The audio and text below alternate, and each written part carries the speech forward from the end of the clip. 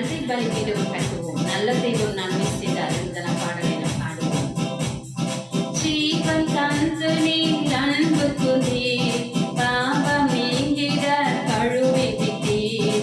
ஜீவன் தந்து நீர் அன்பு நீர் பாவம் நீங்கிட கழுவி விட்டீர். உமக்கென்று வாழ பிரித்தெடுத்து உமது ஊழியம் செய்ய வைத்தீர். உமக்கென்று வாழ பிரித்தெடுத்து